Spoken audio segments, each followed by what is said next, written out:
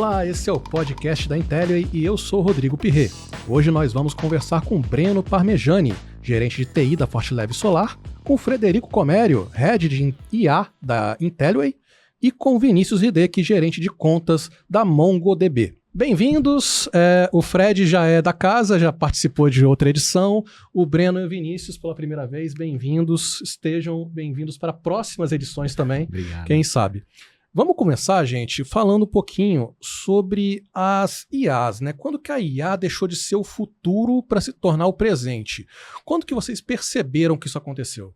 A gente que vem da área de tecnologia, mais especificamente da área de IA, especialmente nos últimos 10 anos aí que a gente tem trabalhado diretamente com inteligência artificial, a gente entende que se a gente forçar bastante a barra, a IA ela é o passado, né? A IA, como a gente pensa que é, como a gente conhece, na verdade, ela é o passado, porque pelo menos de 20 anos para cá, os modelos de IA, principalmente modelos preditivos, eles já estão presentes no nosso dia a dia e eles entraram na vida da gente sem a gente perceber, porque sistemas de recomendação de e-commerce, sistemas de recomendação, por exemplo, da Netflix, o próprio Google com o autocompletar das buscas, né? A própria busca inteligente, né? São modelos e algoritmos ali de inteligência artificial. Então, a inteligência artificial ela é muito mais antiga, ela está presente em nossas vidas há muito mais tempo do que o senso comum pode inferir. Só que existe uma categoria específica de inteligência artificial, que é a IA generativa, que essa entrou com o pé na porta, fazendo muito barulho graças ao ChatGPT e suas derivações, né? Então, essa realmente é o presente, é a IA que mais tem roubado, né, as atenções, porque ela realmente talvez foi a primeira vez que o ser humano conseguiu desenvolver algo não humano que passou no teste de Turing, né? Para quem não conhece aí o que é o teste de Turing ainda, é um experimento mental proposto por Alan Turing lá nos anos 50, onde você entra numa sala, tipo essa sala aqui de podcast, só que você está conversando com as pessoas na sala através, né, de uma interface de chat, né? Como a gente fazia lá nos anos 90, quem lembra das salas de bate-papo lá que a gente perdia a madrugada lá? Somente quando o pulso único, né, de madrugada era mais barato, isso aí. Então, imagina, se coloquem numa pose na memória aí, somente o pessoal aí que já tem cabelo branco, relembra aquela época.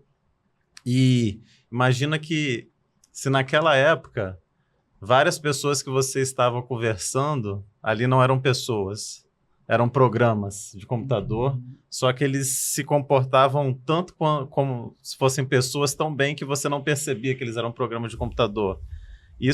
Quando isso acontece, isso significa que o programa passou no teste de Turing. E ninguém pode dizer que o ChatGPT não passou no teste de Turing, né? E isso realmente causou uma grande curiosidade, né, também, né? E fez com que uma tecnologia, que era a generativa, que antes do ChatGPT estava restrita ali a um grupo muito pequeno de profissionais e pesquisadores que trabalhavam diretamente, né, nesse campo, né, da IA generativa, se tornou aí, sei lá, em menos de um mês já tinha 100 milhões de usuários e talvez foi a mais rápida revolução tecnológica aí que a gente teve, né? Seria essa a principal transformação tecnológica que a gente está vendo hoje? E onde que entra o Brasil nisso? Como que o Brasil está inserido nessa realidade atual? A Intelliway já é uma empresa, assim como a Mongo, desenvolvedora de soluções de tecnologia, estão muito mais próximas e em contato direto do que nós, clientes, empresas de negócio que dependem da tecnologia para poder alavancar seus negócios. Então, como o Fred falou, com o ChatGPT, o LLM, a inteligência artificial que surgiu agora, realmente as empresas conseguiram aproximar mais o negócio e as nossas necessidades dessa tecnologia e utilizando-a para facilitar, né? Lá atrás, 15 anos atrás, né, a gente teve contato com um sistema de CFTV, que é um sistema de filmagem, câmeras para segurança, que ele já fazia com visão computacional a distinção ali por exemplo, de um tráfego de pessoas na saída da empresa, quais aquelas estavam com capacete, com EPI da empresa, para que pudesse deixar na portaria. Então, um volume enorme passando por ali e a inteligência nos ajudando, né? Mas isso era uma coisa de acesso restrito a empresas que tinham condições, tinham comportamentos e processos organizados para usar. Hoje não. Com essa disrupção, a gente realmente coloca a tecnologia na mão do usuário final de forma muito simples e fácil, né? Complementando um pouco o que o Fred trouxe, o que o Breno trouxe, a gente que está muito próximo a todos os nossos clientes, olhando todo dia novos projetos, a gente percebeu que IA era parte do dia a dia das empresas quando, de fato, você conseguia conectar uma solução com um problema que a empresa queria resolver. E não só a resolução daquele problema, mas qual que é o retorno sobre aquele investimento, o que aquilo gera de novos negócios para mim, quanto eu consigo ganhar de tempo na resolução de algum processo. Então, quando você começa a olhar essas métricas e ver que a inteligência artificial de fato consegue impactar isso pro negócio, aí fica mais palpável. Você fala, opa, legal, isso aqui faz sentido a gente colocar, isso aqui faz sentido a gente começar a investir nesse tipo de iniciativa. Então, do nosso lado aqui, a gente vê muito isso. Foi um ponto, uma virada importante, assim, de chave que a gente entendeu. Opa, agora sim a gente consegue falar de fato sobre inteligência artificial. Acho que saiu um pouco do laboratório, da teoria, exatamente, foi mais para a prática. Por quê? Porque você começa a gerar valor. Se aquilo não gera valor e se aquilo ficar só na teoria, dificilmente vai sair do papel, entende? Então, foi ali pra gente um grande ponto de virada, para entender, opa, agora dá pra gente começar a focar nesse tipo de projeto e de fato, avançar nessas iniciativas. A gente sabe que não existe inteligência artificial sem dados. Queria até ver com você especificamente, Vinícius, qual é o maior gargalo de dados que a gente vive hoje dentro das empresas? Qual que é o grande problema, assim, né, nesse sentido? Legal, perfeito. Quando a gente conversa com as empresas, acho que, igual eu comentei, todo mundo agora quer fazer essas iniciativas, querem ter projetos de IA, mas dificilmente você tem isso de forma estruturada. Então, para você ter um bom modelo de inteligência artificial, acho que o Fred até comentou, para você poder treinar as suas LLMs, fazer isso de uma maneira muito bem estruturada, você precisa ter dados estruturados. E hoje o maior problema que a gente vê dentro das empresas é os dados em silos. Então, você tem diversas fontes de dados com informações diferentes, em sistemas diferentes, em sistemas legados, em CRM, em ERP, em um sistema de call center, e que dificilmente você consegue ter uma visão única. Então, as áreas quando vão trabalhar, principalmente as áreas de dados, quando vão usar esses insumos, essas informações, esses dados para enriquecer, para começar a gerar valor para o negócio, você não tem uma fonte de verdade. Então, você tem os dados duplicados do Fred, você tem o Breno com informações diferentes, ou um Breno que tem um tipo de comportamento dentro do CRM, mas falando de varejo, por exemplo, no CRM eu tenho um tipo de comportamento que vem do e-commerce, e na loja física eu tenho outro comportamento do Breno. E isso não se conversa. Então, é muito difícil hoje para as empresas conseguirem ter acesso a esses dados de maneira confiável, escalável e com uma governança, né? Então, muitas vezes, muitos projetos que iniciam com a gente, a primeira coisa que a gente olha é o quão maduro você está em relação à tua infraestrutura de dados, em relação ao acesso que você tem a esses dados, entendeu? Os times de negócios, eles conseguem mexer, conseguem trabalhar com esses dados de maneira fácil, rápida. Então, esse é um grande ponto que a gente sempre traz e que a gente sempre indaga com os nossos clientes, com as empresas que a gente conversa para explorar. Seria esse, então, o grande diferencial da Mongo? Qual que é o grande diferencial da empresa de vocês com relação a esse setor, no caso? Legal, perfeito. A Mongo, ela vem de um modelo que é um modelo escalável, é um modelo documental, então é muito flexível para você armazenar os dados, tá? Então, a forma como a gente armazena dados, ela é igual às 40, 50 anos. Então, desde a década de 70, por tabela, por linha, por coluna.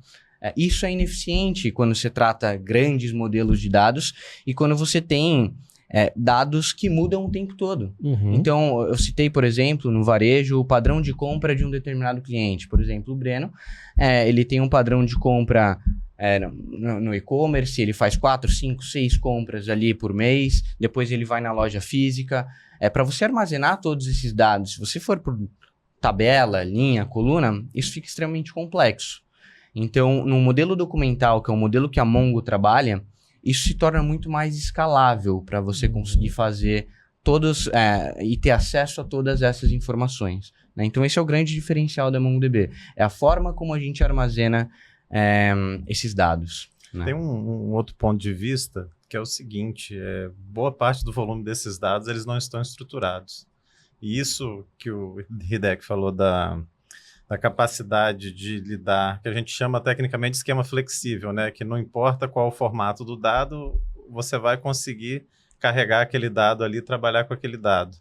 E isso é muito importante para dar agilidade, justamente para você poder, né, trabalhar em cima e tomar decisões baseadas em dados e, obviamente, consequentemente, usar esses dados para treinar seus modelos de IA, etc., que é o principal trend agora, né?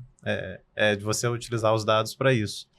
Então, acho que fica muito dessa facilidade, agilidade que você ganha da forma como o MongoDB nasceu, né? A MongoDB já nasceu pronto para poder você plugar seus dados não estruturados ali ou semi-estruturados e conseguir trabalhar rápido. E agora, principalmente pela facilidade que você tem de prototipar com IA, porque a IA generativa, uma das coisas maravilhosas que ela faz é te dar agilidade para você codificar de maneira mais rápida, né? Muitas das atividades, né, e o pessoal fala, qual é o grande... Por que a IA generativa está fazendo tanto barulho, né? Uma das coisas que eu falei foi o teste de Turing, e a outra provavelmente é que atividades que o humano fazia e levava horas, dias, semanas para fazer, os modelos de IA conseguem fazer em segundos, minutos, né?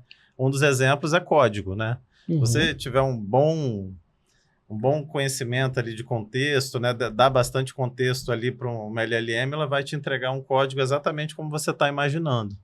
E com o MongoDB é muito rápido você pegar esse código e plugar o seu banco de dados, porque ele conversa no mesmo formato das APIs, etc., que é o JSON, né? Exatamente. Então, uma arquitetura documental que você fica gravando ali dentro, a grosso modo, né, simplificando, gravando JSON, que é a mesma linguagem que o seu código fala, que o seu back-end fala.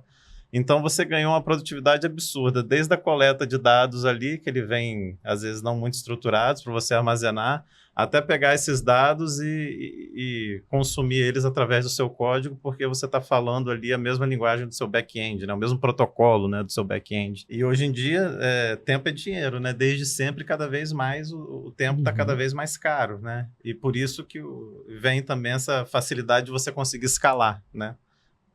Por conta da produtividade. Você citou a questão dos códigos. A gente tem alguns outros exemplos de que setores estão sendo favorecidos, que estão colhendo o resultado já com as IAs, e algum exemplo surpreendente que chamou a atenção do uso das IAs, né, no ambiente de trabalho? Olha, eu acho que todo mundo aqui é testemunha, né, de que está vendo isso. Eu posso citar alguns, né? Não só que ganharam produtividade, destaque, mas assim, setores que estão sendo totalmente transformados, né? Quase que um maremoto passando, um tsunami passando. Primeiro é o audiovisual, né? Dublagem.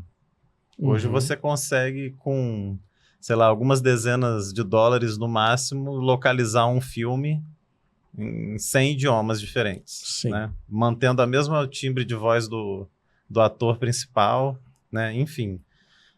Geração de cenas, né, através de modelos de geração de vídeo, imagem, esses, a cada ano, parece que eles evoluem 50 anos, né? O que você fazia há 5 anos atrás com esses modelos parece piada em relação ao que você já consegue fazer hoje, ao ponto que não vai demorar que a gente vai começar a ver no catálogo do Netflix aí algumas produções totalmente, né, geradas por IA. A gente já está vendo comerciais assim, né?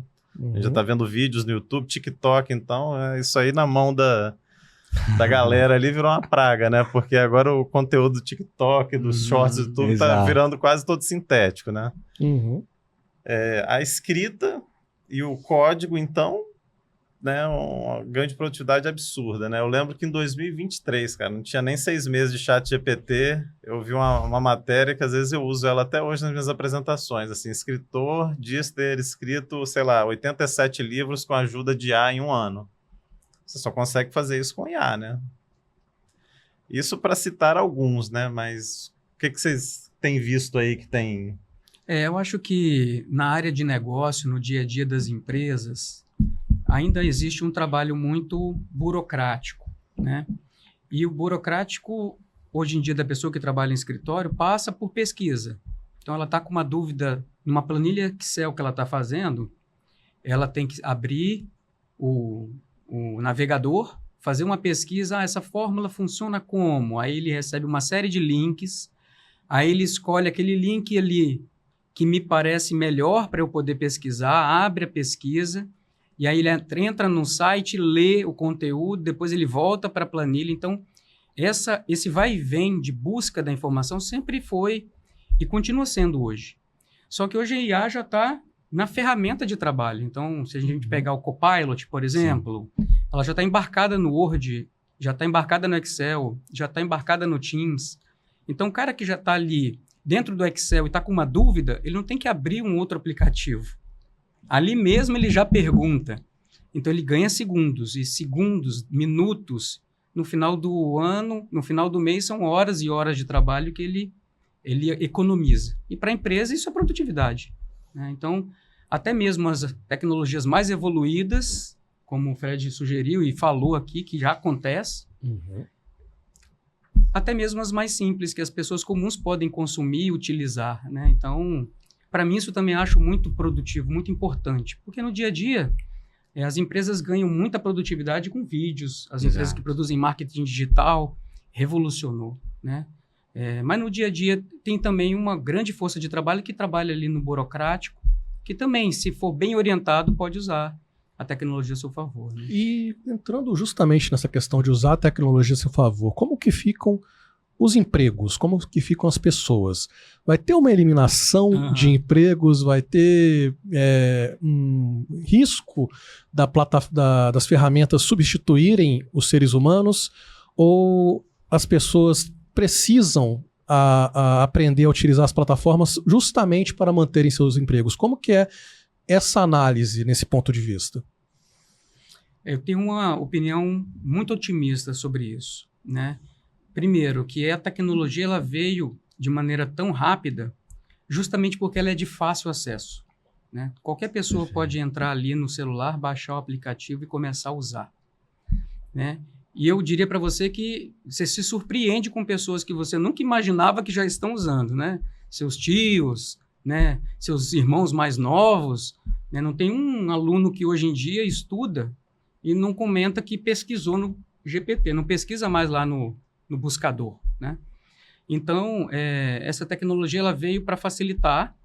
E aí, na balança, é claro que a pessoa tem que aprender, tem que estudar um pouco mais, né?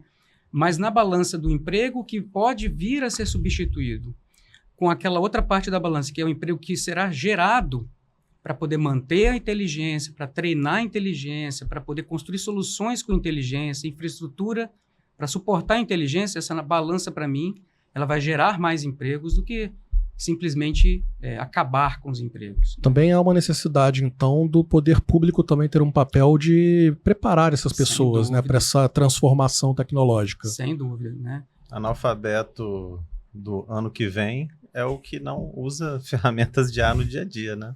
Porque a gente entrou num mercado de trabalho ouvindo que o analfabeto é aquele que não sabe operar um computador, né? Só que agora o sarrafo subiu, né? Agora é um outro nível.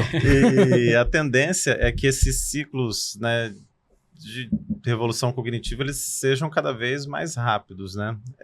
Quem, na verdade, vai tomar o emprego, né?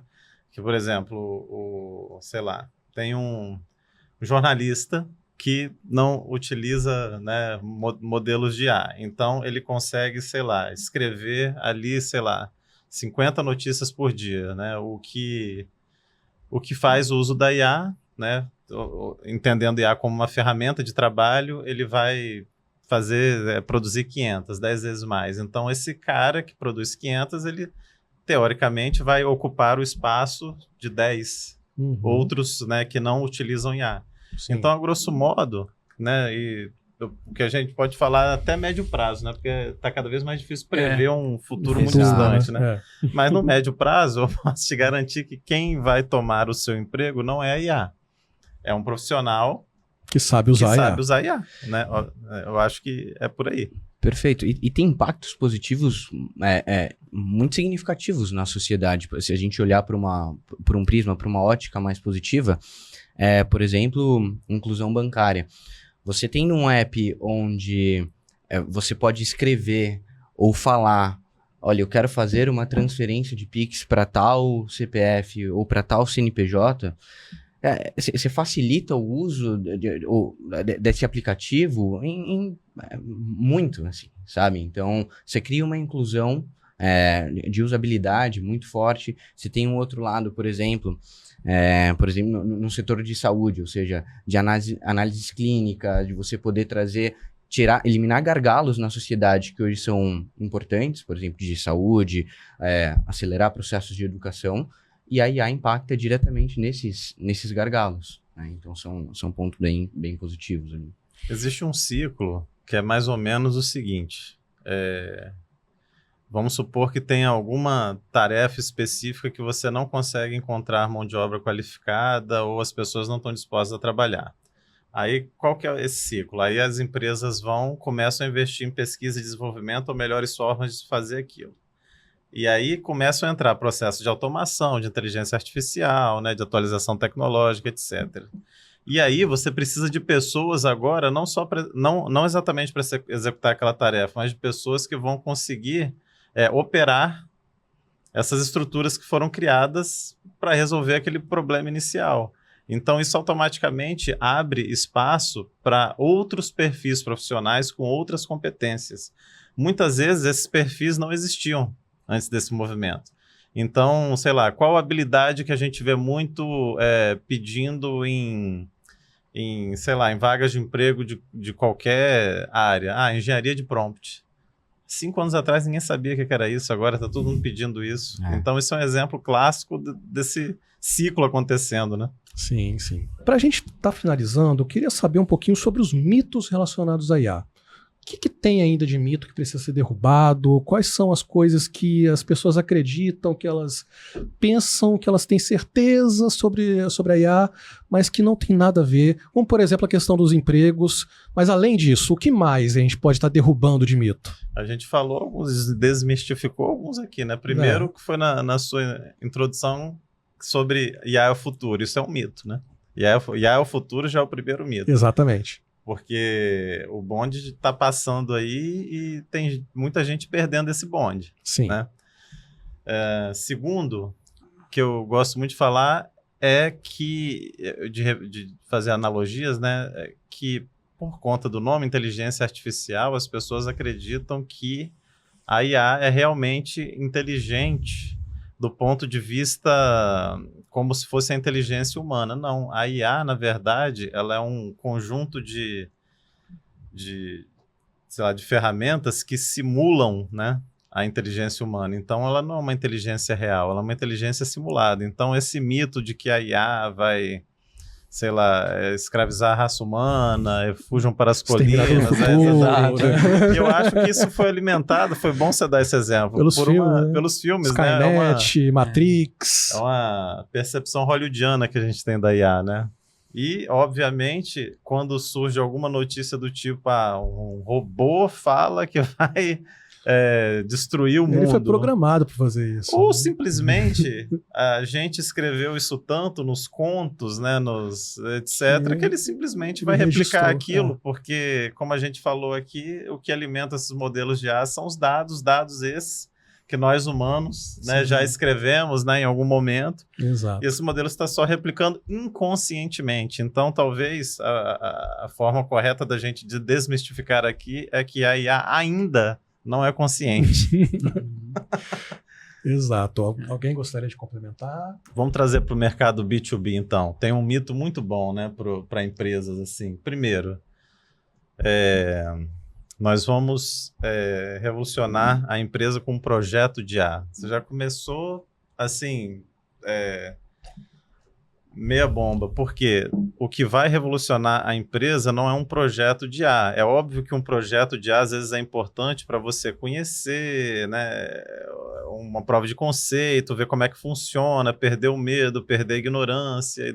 Agora, o que realmente vai transformar as empresas é a inteligência artificial imbuída na estratégia da empresa, né? Durante muito tempo a gente buscou, né, e isso, óbvio, né, ajudou na evolução tecnológica até dos modelos de IA, a construir negócios que a gente falava data-driven, né, orientado a dados, que é uma coisa muito, né, útil, né, que é basicamente você tomar decisões de negócio baseado em dados. Mas agora a gente está caminhando para estratégias que são AI-driven, né? Então a gente mais uma vez está subindo o sarrafo, né? Então, se você não está pensando em como transformar o seu negócio, colocando IA na estratégia, em vez de só ficar pensando em projetos de IA, você já está pensando assim de uma forma que isso tem uma grande chance de flopar, né? Então, seria um mito assim de que um projeto de IA vai mudar a empresa de patamar. Não. É IA na estratégia da empresa que muda a empresa de patamar. Eu acho que, exatamente pegando esse gancho do Fred, a IA, ela tem que vir antes, né? IA first, né? Como que as pessoas dizem, né? E claro, ela pode vir em cada momento, pode vir depois para melhorar um processo que já existe, né? Mas se a empresa quer realmente ser diferenciada, revolucionária e sair à frente, é IA first, né? Quero fazer agora um produto.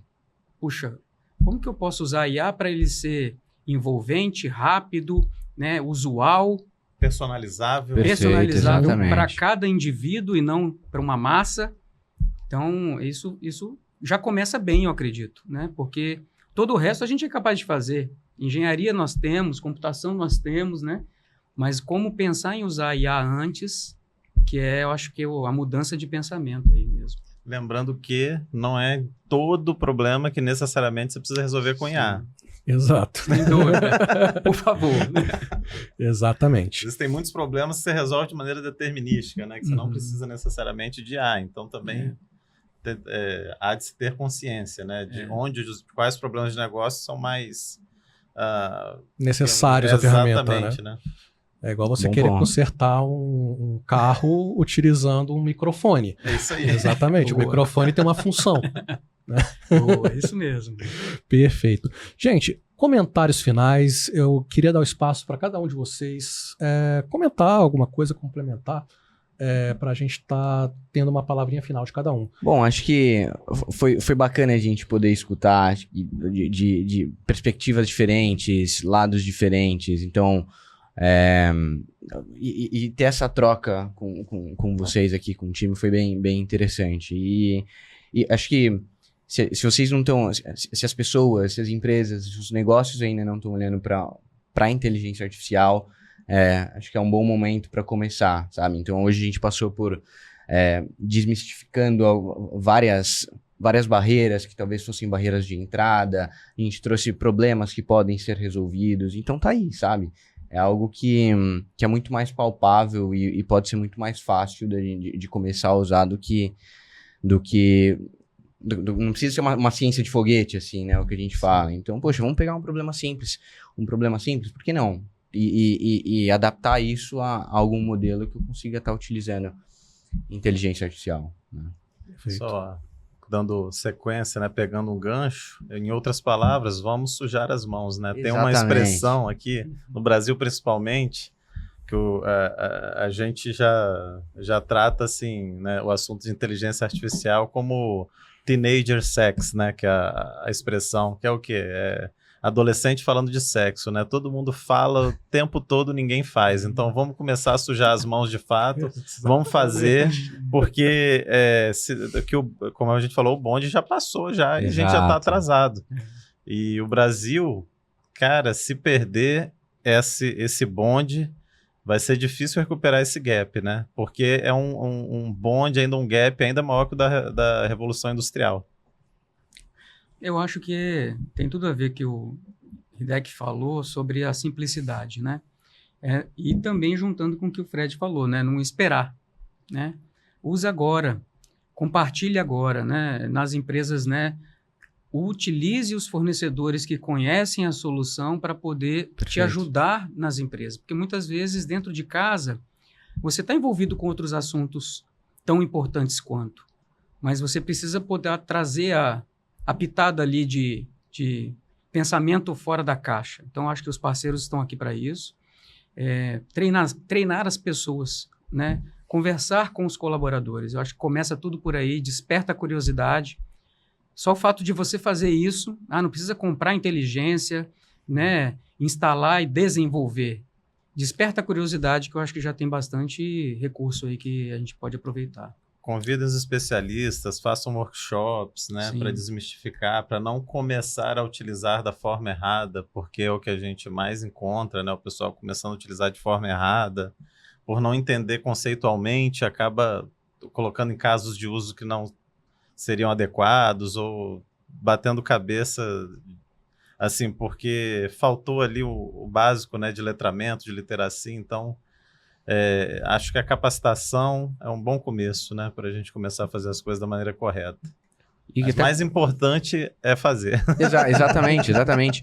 E outra, se você está passando por esse problema, eu tenho certeza que outras pessoas, outras empresas já passaram por isso. Exato. Então, busque a troca de conhecimento, entende? Poxa, se você é uma empresa do segmento, do setor de utilities, se você é um setor financeiro, médico, manufatura, cara, busque essa troca de conhecimento. Tenho certeza que esse problema que você está tentando resolver, ou que as empresas tentam resolver, outras N já passaram, entende? Talvez você também poderá colaborar exatamente, com a empresa no futuro. Perfeito, né? Exatamente. Então essa troca ela é muito importante. Perfeito. Gente, muito obrigado pela presença. Vocês são bem-vindos para próximas edições, tá? E este foi o podcast da Intelliway e até a próxima.